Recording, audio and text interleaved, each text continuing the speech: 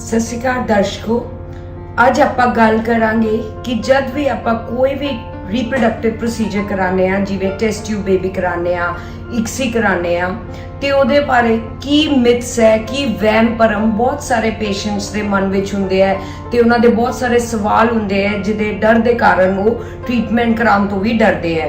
ਸੋ ਸਭ ਤੋਂ ਪਹਿਲਾਂ ਇਹ ਇੱਕ ਵਹਿਮ ਹੁੰਦਾ ਹੈ ਕਿ ਸਾਡੀ ਤਬੀਅਤ ਬਹੁਤ ਖਰਾਬ ਹੋ ਜਾਏਗੀ, ਸਾਨੂੰ ਕੋਈ ਪ੍ਰੋਬਲਮ ਆ ਜਾਏਗੀ, ਸਾਨੂੰ ਬੈੱਡ ਰੈਸਟ ਨਾ ਕਰਨਾ ਪਏ। ਸੋ ਜਿਹੜਾ ਵੀ ਜਦ ਵੀ ਆਪਾਂ ਪ੍ਰੋਸੀਜਰ ਸ਼ੁਰੂ ਕਰਦੇ ਆ, ਪੇਸ਼ੈਂਟ ਬਹੁਤ ਜ਼ਰੂਰੀ ਹੈ ਕਿ ਪੇਸ਼ੈਂਟ ਦੇ ਮਨ ਵਿੱਚ ਇਹ ਵਹਿਮ ਤੇ ਭਰਮ ਨਹੀਂ ਹੋਣੇ ਚਾਹੀਦੇ। ਸੋ ਜੋ ਵੀ ਪ੍ਰੋਸੀਜਰ ਸ਼ੁਰੂ ਹੁੰਦਾ ਹੈ, ਇੱਕ ਵਹਿਮ ਪੇਸ਼ੈਂਟ ਨੂੰ ਆਉਂਦਾ ਹੈ ਕਿ ਇਹ ਜਿਹੜਾ ਟ੍ਰੀਟਮੈਂਟ ਹੈ ਸਾਡੀ ਬੋਡੀ ਨੂੰ ਨੁਕਸਾਨ ਨਾ ਕਰਦੇ, ਸਾਡਾ ਕੋਈ ਹੋਰ ਤਰ੍ਹਾਂ ਦੀ ਬਿਮਾਰੀ ਤਕਲੀਫ ਨਾ ਲੱਗ ਜਾਏ। ਪਰ ਅੱਜ ਕੱਲ ਜਿਵੇਂ ਕਿ ਮਿਨੀਮਲ ਸਟਿਮੂਲੇਸ਼ਨ ਪ੍ਰੋਟੋਕੋਲਸ ਆਂਦੀ ਹੈ, ਜਿਹੜੀ ਕਿ ਹੁਣ ART ਬਿੱਲ ਵਿੱਚ ਵੀ ਆ ਗਈ ਹੈ ਕਿ ਜਿੰਨੇ ਵੀ ਆਪਾਂ ਅੰਡੇ ਬਣਾਉਂਦੇ ਆ ਉਹ ਹਿਸਾਬ ਨਾਲ ਬਣਾਏ ਜਾਂਦੇ ਆ ਤੇ ਪੇਸ਼ੈਂਟ ਨੂੰ ਕੋਈ ਕੰਪਲਿਕੇਸ਼ਨ ਉਹਦੇ ਨਾਲ ਆਉਣ ਦੇ ਬਹੁਤ ਮਿਨੀਮਲ ਚਾਂਸਸ ਰਹਿੰਦੇ ਆ। ਦੂਜਾ ਜਿਹੜਾ ਵਹਿਮ ਆਉਂਦਾ ਹੈ ਪੇਸ਼ੈਂਟ ਦੇ ਮਨ ਦੇ ਵਿੱਚ ਕਿ ਜਦੋਂ ਐਮਬ੍ਰੀਓ ਟ੍ਰਾਂਸਫਰ ਕਰਾ ਲੈਂਦੇ ਆ, ਜਦੋਂ ਭਰੂਣ ਰਖਵਾ ਲੈਂਦੇ ਆ ਬੱਚੇਦਾਨੀ ਦੇ ਅੰਦਰ, ਤੇ ਉਹਨਾਂ ਨੂੰ ਬਿਲਕੁਲ ਬੈੱਡ ਰੈਸਟ ਕਰਨਾ ਪੈਂਦਾ ਹੈ। ਇਹ ਬਿਲਕੁਲ ਮਨ ਦੇ ਵਿੱਚ ਵਹਿਮ ਹੈ ਕਿ ਉਹਨਾਂ ਨੂੰ ਬੈੱਡ ਰੈਸਟ ਕਰਨਾ ਪਏਗਾ ਤੇ ਉਹ ਕੋਈ ਕੰਮ ਨਹੀਂ ਕਰ ਸਕਦੇ। ਕੋਈ ਲੇਡੀ ਜੌਬ ਕਰ ਰਹੀ ਹੈ ਤਾਂ ਉਹਨੂੰ ਜੌਬ ਛੱਡਣੀ ਪਏਗੀ, ਇਹੋ ਜੀ ਕੋਈ ਗੱਲ ਨਹੀਂ ਹੈ। ਸਿਰਫ ਉਹਨਾਂ ਨੇ ਹੈਵੀ ਵਰਕ ਵਗੈਰਾ ਅਵੋਇਡ ਕਰਨਾ ਹੈ, ਕਿਉਂਕਿ ਜਦ ਵੀ ਬੇਬੀ ਹੋਏਗਾ ਉਹ ਬਹੁਤ ਪ੍ਰੈਸ਼ੀਅਸ ਪ੍ਰੈਗਨੈਂਸੀ ਹੋਏਗੀ, ਬਹੁਤ ਸਾਲਾਂ ਬਾਅਦ ਹੋਏਗਾ ਤਾਂ ਪੇਸ਼ੈਂਟ ਨੂੰ ਮਾੜਾ ਮੋਟਾ ਧਿਆਨ ਰੱਖਣਾ ਪੈਂਦਾ ਹੈ। ਸੋ ਇਹ ਬਿਲਕੁਲ ਗਲਤ ਧਾਰਨਾ ਹੈ ਮਨ ਵਿੱਚ ਕਿ ਬਿਲਕੁਲ ਬੈੱਡ ਤੇ ਸਿੱਧੇ ਪੈ ਜਾਣਾ ਹੈ ਕਿ ਨਹੀਂ ਤਾਂ ਬੱਚਾ ਬਾਹਰ ਆ ਜਾਊਗਾ। ਜਿਹੜਾ ਟਾਈਮ ਲੱਗਦਾ ਹੈ ਅੰਡੇ ਦਾ ਬੱਚੇਦਾਨੀ ਵਿੱਚ ਭਰੂਣ ਨੂੰ ਸਟੇਬਲ ਹੋਣ ਵਾਸਤੇ, ਉਹ 20 ਤੋਂ 25 ਮਿੰਟ ਹੁੰਦੇ ਆ ਮੈਕਸਿਮਮ। ਸੋ ਉਸ ਤੋਂ ਬਾਅਦ ਪੇਸ਼ੈਂਟ ਨੂੰ ਕੋਈ ਬੈੱਡ ਰੈਸਟ ਦੀ ਲੋੜ ਨਹੀਂ ਹੁੰਦੀ।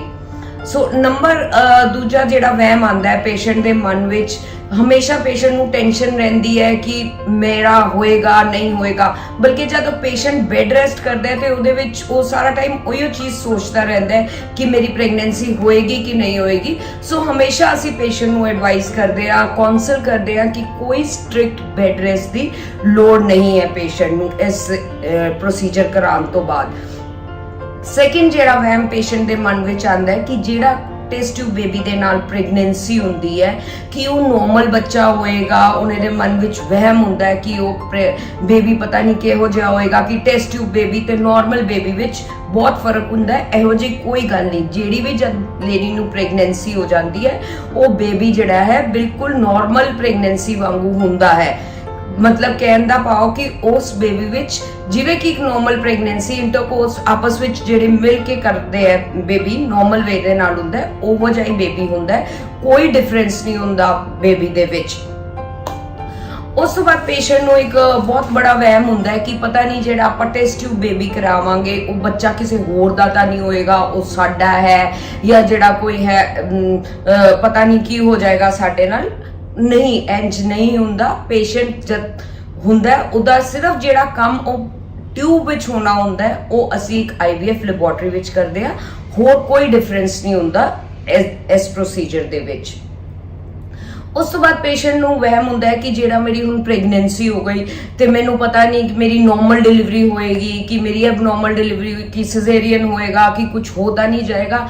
ਨਹੀਂ, ਜਿਹੜੀ IVF ਦੇ ਨਾਲ ਪ੍ਰੈਗਨੈਂਸੀ ਹੁੰਦੀ ਹੈ ਉਹ ਨਾਰਮਲ ਪ੍ਰੈਗਨੈਂਸੀ ਵਾਂਗੂ ਚੱਲਦੀ ਹੈ।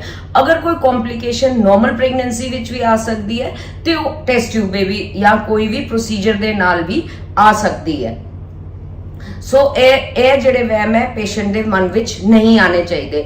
ਫਿਰ ਪੇਸ਼ੈਂਟ ਨੂੰ ਹੁੰਦਾ ਹੈ ਪਤਾ ਨਹੀਂ ਮੇਰੀ ਹੈਲਥ ਨੂੰ ਕੀ ਹੋ ਜਾਏਗਾ, ਮੈਨੂੰ ਕੋਈ ਹੋਰ ਪ੍ਰੋਬਲਮਸ, ਹੋਰ ਬਿਮਾਰੀ ਤਕਲੀਫ ਤਾਂ ਨਹੀਂ ਲੱਗ ਜਾਏਗੀ ਕਿ ਮੈਨੂੰ ਕੋਈ ਦਵਾਈ ਖਾਣੀ ਪਏਗੀ ਜਾਂ ਕੀ ਹੋ ਜਾਏਗਾ। ਇਸ ਡਰ ਦੇ ਕਾਰਨ ਬਹੁਤ ਸਾਰੇ ਪੇਸ਼ੈਂਟਸ ਹੈ ਜਿਹੜੇ ਉਹ ਟ੍ਰੀਟਮੈਂਟ ਕਰਾਉਣ ਤੋਂ ਜੱਕਦੇ ਹੈ।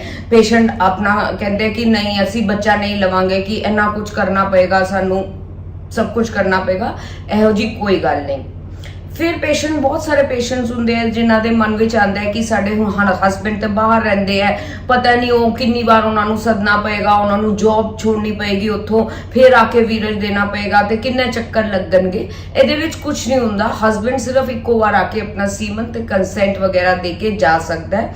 ਈਵਨ ਕਿ ਲੇਡੀਜ਼ ਦੇ ਨੂੰ ਵੀ ਬਹੁਤ ਬਾਰ-ਬਾਰ ਚੱਕਰ ਨਹੀਂ ਲਗਾਣੇ ਪੈਂਦੇ।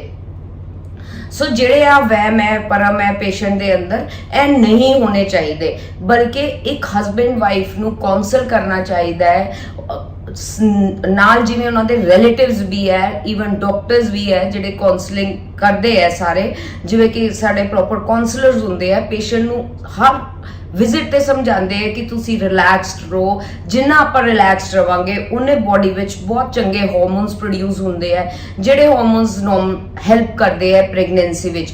ਪੇਸ਼ੈਂਟ ਨੂੰ ਐਡਵਾਈਸ ਕੀਤਾ ਜਾਂਦਾ ਹੈ ਕਿ ਉਹ ਮੈਡੀਟੇਸ਼ਨ ਕਰੇ, ਕੋਈ ਸਟ੍ਰੈਸ ਵਗੈਰਾ ਨਹੀਂ ਲਏ, ਕਿ ਸਿੰਪਲ ਇੱਕ ਆਪਾਂ ਨੇ ਪ੍ਰੋਸੀਜਰ ਕਰਾਇਆ ਜਿਹੜਾ ਕਿ ਨੇਚਰ ਨਹੀਂ ਕਰ ਸਕਦੀ ਸੀ, ਉਹ ਇੱਕ IVF ਲੈਬੋਰੇਟਰੀ ਵਿੱਚ ਭਰੂਣ ਤਿਆਰ ਕੀਤਾ ਗਿਆ ਤੇ ਉਹ ਭਰੂਣ ਜਿਹੜਾ ਹੈ ਬੱਚੇਦਾਨੀ ਦੇ ਅੰਦਰ ਰੱਖਿਆ ਜਾਂਦਾ ਹੈ। ਸੋ ਇਹਨਾਂ ਕੋਈ ਡਿਫਰੈਂਸ ਹੁੰਦਾ ਹੈ। ਬਾਕੀ ਜਿਵੇਂ ਸਿੰਪਲ ਪ੍ਰੋਸੀਜਰਸ ਹੈ ਜਿਹਨੂੰ ਆਪਾਂ IUI ਵਗੈਰਾ ਕਹਿੰਦੇ ਆ, ਉਹ ਬਿਲਕੁਲ ਪੇਨਲੈਸ ਪ੍ਰੋਸੀਜਰ ਹੈ।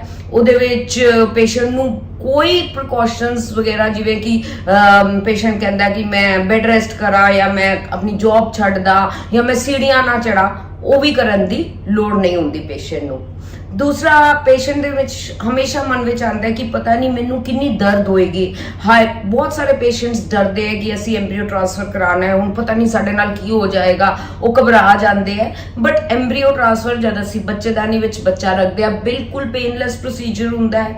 ਮੈਕਸਿਮਮ ਤੋਂ ਮੈਕਸਿਮਮ 1 ਮਿੰਟ ਦੇ ਵਿੱਚ ਐਮਬ੍ਰੀਓ ਲੋਡ ਕਰਕੇ ਜਿਹੜਾ ਭਰੂਣ ਵਿਗਿਆਨਿਕ ਹੈ ਜਿਹੜੀ ਉਹ ਡਾਕਟਰ ਨੂੰ ਦਿੰਦਾ ਹੈ ਤੇ ਡਾਕਟਰ ਬੱਚੇਦਾਨੀ ਵਿੱਚ ਰੱਖਦਾ ਹੈ ਤੇ ਪਤਾ ਵੀ ਨਹੀਂ ਲੱਗਦਾ ਕਿ ਐਮਬ੍ਰੀਓ ਟ੍ਰਾਂਸਫਰ ਹੋ ਗਿਆ। ਜਦ ਆਂਦੀ ਹੈ ਗੱਲ ਅੰਡੇ ਕੱਢਣ ਦੀ, ਤੇ ਅੰਡੇ ਬੇਹੋਸ਼ੀ ਵਿੱਚ ਕੱਢੇ ਜਾਂਦੇ ਆ, ਉਹਦੇ ਵਾਸਤੇ ਆਪਾਂ ਪੇਸ਼ੈਂਟ ਨੂੰ ਮਾਈਲਡ ਸੈਡੇਸ਼ਨ ਦਿੰਦੇ ਆ, ਜੋ ਕਿ maximum to maximum 10 to 15 minutes ਦਾ ਪ੍ਰੋਸੀਜਰ ਹੁੰਦਾ ਹੈ ਤੇ ਪੇਸ਼ੈਂਟ ਨੂੰ ਕੋਈ ਵੀ ਪੇਨ ਨਹੀਂ ਫੀਲ ਹੁੰਦੀ। ਸੋ ਇਹ ਜਿਹੜੇ ਹੈ ਵਹਿਮ ਹੈ ਭਰਮ ਹੈ ਪੇਸ਼ੈਂਟਸ ਨੂੰ ਮੈਂ ਹਮੇਸ਼ਾ ਸਲਾਹ ਦਿੰਦੀ ਹਾਂ ਕਿ ਇਹ ਨਹੀਂ ਰੱਖਣੇ ਚਾਹੀਦੇ ਦਿਮਾਗ ਦੇ ਵਿੱਚ, ਡਾਕਟਰ ਨਾਲ ਪ੍ਰੋਪਰ ਗੱਲ ਕਰਨੀ ਚਾਹੀਦੀ ਹੈ। ਐਂਡ ਵਿੱਚ ਇੱਕੋ ਹੀ ਸਲਾਹ ਦੇਣਾ ਚਾਹਾਂਗੀ ਕਿ ਲੋਕੀ ਆ ਗਲਤ ਧਾਰਨਾ ਹੈ ਜਿਹੜੀ ਮਨ ਤੋਂ ਉਹ ਕੱਢ ਦੇਣ, ਚੰਗਾ ਇਲਾਜ ਚੰਗੇ ਟਾਈਮ ਤੇ ਕਰਾ ਲੈਣ, ਡਰਨ ਨਾ, ਇਹਦੇ ਵਿੱਚ ਡਰਨ ਦੀ ਕੋਈ ਲੋੜ ਨਹੀਂ ਹੈ।